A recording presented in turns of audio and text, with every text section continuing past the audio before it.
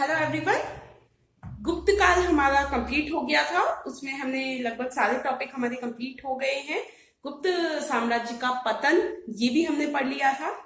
अब जो एक इम्पोर्टेंट एक गुप्त काल का ही है, एक कैरेक्टर है फायान।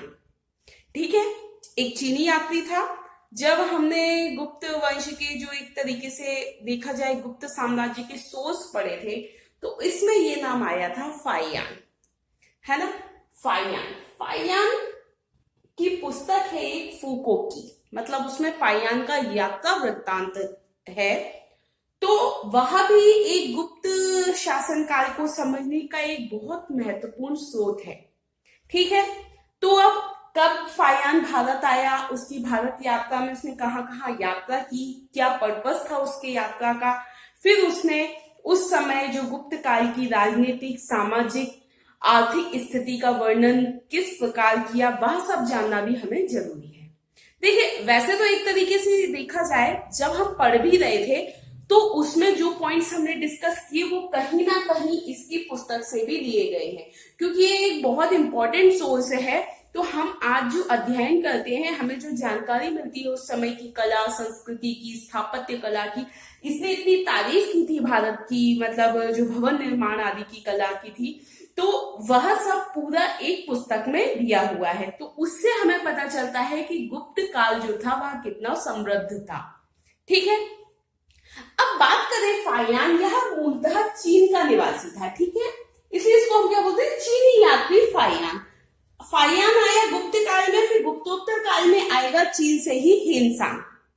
ठीक है, फायान की पुस्तक है फूको की, और हेनसांग का जो यात्रा वृत्तांत है वह है सीयू की। दोनों ही बहुत इंपॉर्टेंट है। आपको प्रीलिम्स में डायरेक्ट क्वेश्चन आ जाता है कि कौन सा चीनी यात्री किसके शासनकाल में भारत में यात्रा की थी उसने, या किस चीनी यात्री ने अपने यात्रा वृत्तांत को इस पुस्तक के नाम से लिखा है।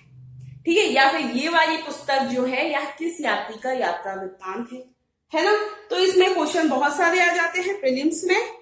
बात की जाए मेंस में, तो मेंस में आपको डायरेक्ट क्वेश्चन आ सकता है कि फायान के अनुसार भारत की राजनीतिक, सामाजिक, धार्मिक एवं आर्थिक स्थिति का वर्णन कीजिए। या फायान की पुस्तक फूको की में भारत की राजनीतिक स्थिति, सामाजिक स्थिति किस प्रकार बताई गई है, समझाइए। ठीक है, फिर ये तो हो गया फायान से रिलेटेड क्वेश्चन। अगर मान लो फायान लिखा नहीं भी आता, आपको एक नॉर्मल क्वेश्चन आ जाता है, गुप्त काल की सामाजिक स्थिति बताइए, राजनीतिक स्थिति बताइए, या फिर पूरी ही बता दीजिए गुप्तकालीन सामाजिक, आर्थिक, राजनीतिक एवं धार्मिक स्थिति। तो अगर आपको कुछ भी नहीं याद आ रहा है तो एक तरीके से आपको ये लिखना है, क्योंकि मैंने आपको बताया ना ये उस समय आया था, इसने उस समय भ्रमण किया, तो इसने देखा कि वहां पर कैसा क्या है, वही सब उसने वापिस जाके अपने एक दोस्त को बताया भारत का यात्रा वृत्तांत, कि वहां पर ऐसा ऐसा था, ऐसी व्यवस्थाएं थी। तो उसके उस मित्र ने उन सबको लिपिबद्ध कर दिया और वही पुस्तक बनी कौन सी, फूको की। तो स्थिति तो वही रही होगी गुप्त काल में। तो अगर आपको ये क्वेश्चन आ भी जाए कि गुप्त काल के बारे में बताइए, आपको कुछ नहीं याद है, तो आपको ये लिखना है। वैसे तो मैं आपको पूरा बता चुकी हूँ, तो एक बार आप ये मान लीजिए कि आप पूरा रिवाइज कर रहे हैं गुप्त काल की राजनीतिक स्थिति, सामाजिक स्थिति, धार्मिक स्थिति और भवन निर्माण आदि के बारे में। ठीक है, क्योंकि ये सब तो हम पढ़ ही चुके हैं। बस थोड़ा सा हमें फायान के पॉइंट ऑफ व्यू पे लिखना है कि वह किन परिस्थितियों में आया और फिर उसने क्या क्या यहाँ पर देखा, और वही सब तो उसने सुना दिया वहां पे। ठीक है, अब एक तरीके से बात की जाए, फायान जो था एक बहुत ज्यादा एक तरीके से बुद्धिमान टाइप का था, बहुत इंटेलिजेंट था, बौद्ध धर्म की में इसकी बहुत ज्यादा श्रद्धा थी। ठीक है, अगर हम बात करें फायान का अर्थ क्या होता है, फा का अर्थ संधि विच्छेद कर दिया जाए, फा प्लस हयान। फा का अर्थ होता है धर्म, हयान का अर्थ होता है आचार्य, मतलब धर्माचार्य, धर्म का आचार्य। मतलब फायान जो है वह अपने नाम को भी सार्थक करता है, उसने अपने नाम को भी सार्थक किया। तो बौद्ध धर्म में उसकी बहुत ज्यादा रुचि थी। ठीक है, तो जब उसने चीन में भी जो बौद्ध धर्म की ग्रंथ आदि थे उनका अध्ययन किया, लेकिन उसको वहां पर पूर्णता का एहसास नहीं हुआ, एक इसको संतुष्टि नहीं मिली, उसको लगा ये ऑथेंटिक नहीं है। तो मुझे जो ओरिजिनल जो दस्तावेज है और जो ओरिजिनल जो जगह है जहां पर बौद्ध भगवान का जन्म हुआ, उनका जो जन्म स्थल है जहां पर उन्होंने ज्ञान प्राप्त किया और उन्होंने कहाँ कहाँ भ्रमण किया, तो अगर मुझे उसकी जानकारी चाहिए तो मुझे उसी जगह जाना पड़ेगा जहां पर बौद्ध जन्म स्थल है। तो अपना यही जो उसकी इच्छा थी, इसी को पूरा करने के लिए फाहियान ने भारत की यात्रा प्रारंभ की। ठीक है, फाहियान के साथ, फाहियान अकेला नहीं आया था, फाहियान 4 बौद्ध भिक्षुओं के साथ आया था। ठीक है, 4 भिक्षुओं के साथ आया था, लेकिन बहुत ज्यादा मार्ग में कठिनाई आदि होने से 3 तो जो थे वह गांधार से ही वापस लौट गए थे। सिर्फ एक जो भिक्षु था वह इसके साथ उसने पूरी यात्रा की थी। ठीक है, क्योंकि देखिए उस समय यात्रा इतनी सरल नहीं रही होगी जितनी आज है। आज हमको पता है, पूरा मैप वगैरह है, ठीक है, यहाँ से वहां की टिकट बुक करवाएंगे, डायरेक्ट यहाँ से चीन पहुंच जाएंगे। और चीन से खैर अभी तो हाल फिलहाल कोई कहीं नहीं आना चाहता, और चीन तो अभी कोई वैसे भी नहीं जाना चाहता। बट उस समय की बात करें तो उस समय समुद्री मार्ग से आना है, एक बड़ा सा वो नक्शा टाइप का जो पहले गए हो उनके हिसाब से, रास्ते में बहुत परे। अभी जैसा थोड़ी है कि पता चल जाता है कि कहाँ पर जलीय जीव है, कहाँ पर बर्फ की सिल्ली आदि। अब उस टाइम आ रहे हैं वहां से। ठीक है, फिर उसके बाद भारत भी पहुंच गए। अब हम कौन से कोने पे पहुंचे हैं, अब हमें वहां तक जाना है। तो एक बहुत टफ चीज हो जाती थी उस समय विदेश की यात्रा करना, है ना। तो उस समय इतनी कठिन परिस्थितियां थी, इसलिए इसके साथ जो 4 भिक्षु आए थे उनमें से 3 तो वापस चले गए, एक जो था वह इसके साथ एंड तक रहा। बात की जाए किस गुप्त शासक के समय फाहियान ने भारत की यात्रा की, ये आपका प्रीलिम्स का क्वेश्चन है। तो चंद्रगुप्त द्वितीय या चंद्रगुप्त विक्रमादित्य के शासनकाल में फाहियान ने भारत की यात्रा की।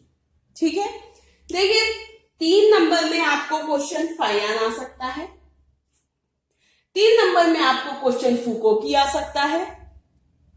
अब चाहे फाहियान आए चाहे फूको की आए, लिखना तो वही है कि फाहियान एक चीनी यात्री था जिसने कि चंद्रगुप्त द्वितीय विक्रमादित्य के शासनकाल के समय भारत की यात्रा की। इसने अपना इसका यात्रा वृत्तांत फूको की नामक पुस्तक में वर्णित है। उसमें इसने भारत की गुप्तकालीन धार्मिक, आर्थिक, राजनीतिक स्थिति का वर्णन किया। ठीक है, फूको की में भी यही लिखना है, किसका यात्रा वृत्तांत है, फाहियान का है। ठीक है, 3 नंबर में आपको कोई भी क्वेश्चन बन सकता है, बस छांटना आपको है कि उसमें जो इंपॉर्टेंट 3 फैक्ट हैं वो कौन से हैं। ठीक है, ये आपका होमवर्क है।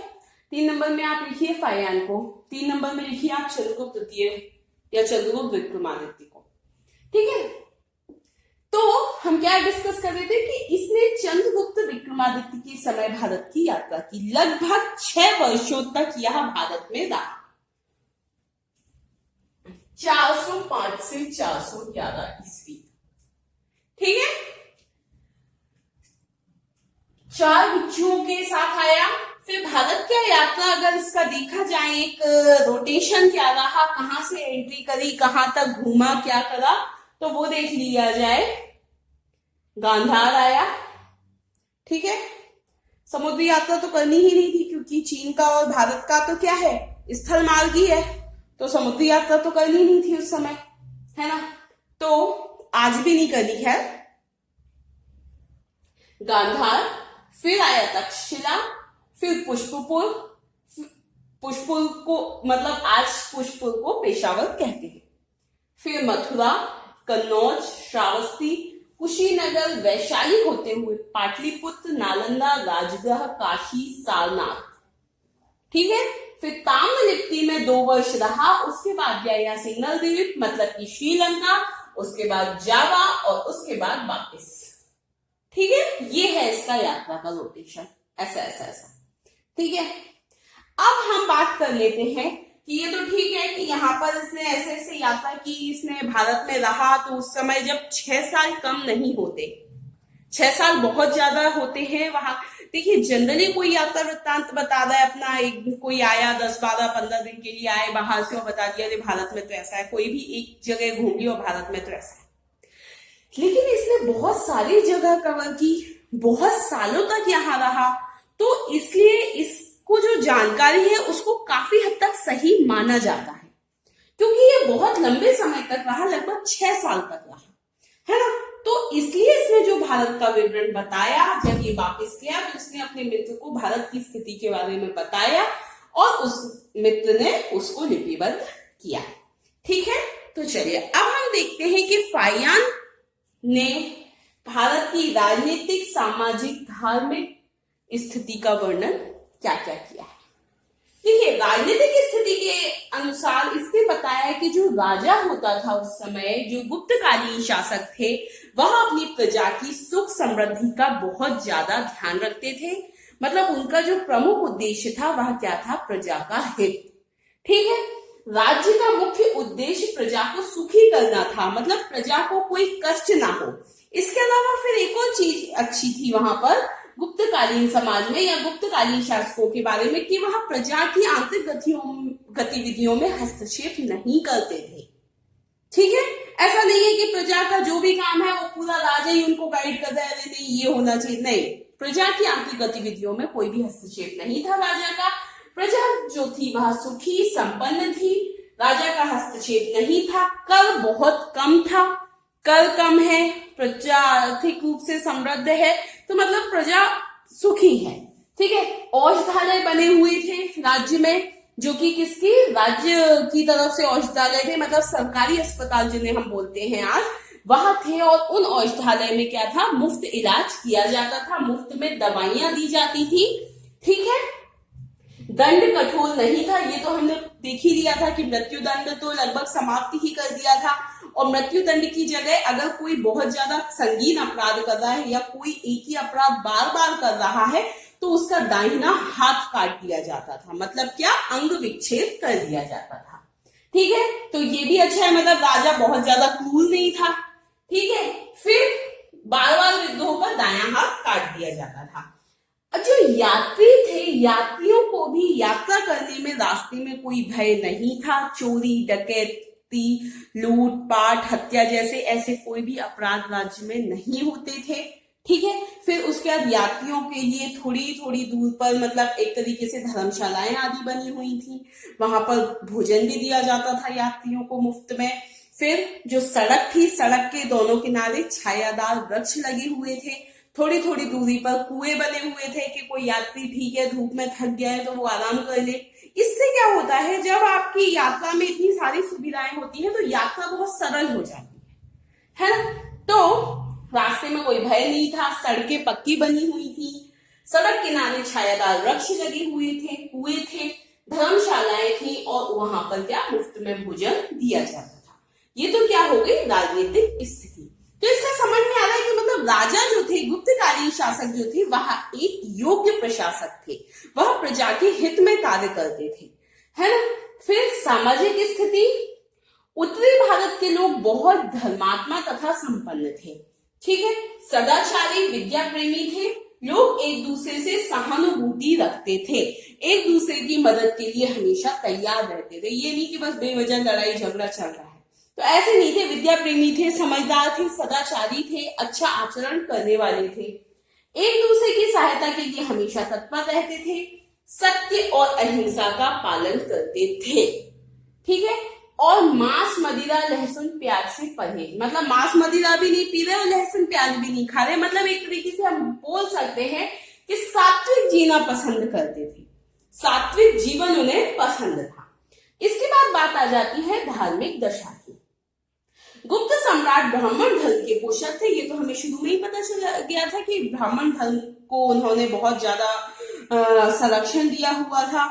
फिर खुद भी ब्राह्मण धर्म अनुयायी थे, ब्राह्मण धर्म को मानते थे, उन्होंने बहुत सारी ऐसी देवी देवताओं के नाम वाली उपाधियां भी धारण कर रखी थी, है ना, देवीय पूजा करते थे। तो इससे ये तो पता चल रहा है कि वह ब्राह्मण धर्म को मानते थे। लेकिन इतना होने के बाद भी ऐसा नहीं था कि अन्य किसी धर्म के प्रति उन्होंने कट्टरता दिखाई हो, कि मतलब प्रजा को भी यही धर्म मानना है, प्रजा अगर कोई और धर्म मानेगी तो उसको दंड दिया जाएगा या नहीं मानने दिया जाएगा, तो नहीं। ठीक है, हम मान रहे हैं ये धर्म, प्रजा की जिस धर्म में आस्था हो वो धर्म मान सकती है। इसके अलावा कोई और धर्म अपना प्रचार प्रसार करना चाहे तो वो बिल्कुल कर सकता है। उसके प्रति भी बहुत ज्यादा उदार नीति इन्होंने अपनाई हुई थी। ठीक है, ब्राह्मण धर्म बहुत उन्नत अवस्था में था, परंतु अन्य धर्मों को मानने वालों को भी पूर्ण स्वतंत्रता थी। मतलब ऐसा नहीं है कि तुम इस धर्म को मान रहे हो तो हीनता से देखे कोई, नहीं, सारे धर्म बराबर हैं। ठीक है, हम इसको मान रहे हैं, तुम्हें जिसको मानना है मानो। पंजाब, बंगाल और मथुरा में बौद्ध धर्म की प्रधानता थी। ठीक है, फाहियान ने अनेक बौद्ध विहार देखे जो बहुत अच्छी अवस्था में थे। इससे उसको पता चला कि हाँ ठीक है, गुप्त शासक अगर मंदिरों का निर्माण करवा रहे हैं तो अगर कोई और बौद्ध विहार का निर्माण करवाना चाहे तो उन्होंने कभी भी रोक टोक नहीं की। इतने अच्छे अच्छे बौद्ध विहार बने हुए हैं और उनको भी मतलब ऐसा नहीं कि तोड़ा नहीं गया। किसी अन्य धर्म को मानने वाले के अगर कोई पूजा स्थल है तो उसको तोड़ा नहीं गया। जो भी वहां पर अपनी पूजा करना चाहे वह कर सकता है, और किसी अन्य धर्म से संबंधित अगर कोई स्थल है तो वह जैसे का तैसा ही बना रहा। ठीक है, क्योंकि हमने देखा कि अशोक के समय में बहुत सारे उसने स्तूपों का निर्माण करवाया, विहारों का निर्माण करवाया। तो कुछ लोग ऐसा बोलते हैं कि गुप्त शासकों ने बहुत सारे बौद्ध धर्म स्थल तोड़े, तो ऐसा बिल्कुल भी नहीं था। यही इसने बताया फाहियान ने कि बहुत सारे बौद्ध विहार आदि बहुत अच्छी अवस्था में थे। तो उसको देखकर ऐसा बिल्कुल नहीं कहा जा सकता कि जो गुप्त शासक थे वह उन्होंने बौद्ध धर्म के प्रति क्रूरता की नीति अपनाई थी।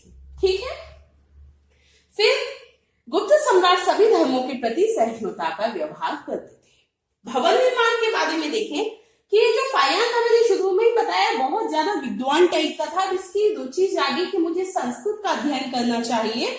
तो इसने क्या किया कि संस्कृत को सीखने का प्रयास किया। फिर जब ये पाटलिपुत्र गया तो पाटलिपुत्र में हीनयान और महायान के बौद्ध भिक्षुओं के रहने के लिए दो अलग अलग इसने सुंदर बौद्ध विहार देखे। मतलब ये वहां की स्थापत्य कला का इतना ज्यादा, एक तरीके से बोला जाए, फैन हो गया था कि इतनी अच्छी कलाकृतियां बनी हुई थी।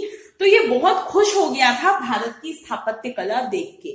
और जब इसने अशोक का महल देखा, मतलब जो अशोक का राजा प्रसाद था, तो उस पर पत्थर के ऊपर पत्थर जिस तरीके से जमे हुए थे और एकदम चमक रहे थे वो, मतलब उस समय ऐसा कुछ तो चलता नहीं था, जो भी थी हाथ की ही कारीगरी थी, वे चमकदार थे। तो इसने ऐसा बोला, इसने अपनी पुस्तक में ऐसा लिखा हुआ है कि फाहियान ने ऐसा बोला कि इतना सुंदर भवन निर्माण तो देवी देवता ही कर सकते हैं, यह लगता ही नहीं कि ये मनुष्यों ने बनाया है।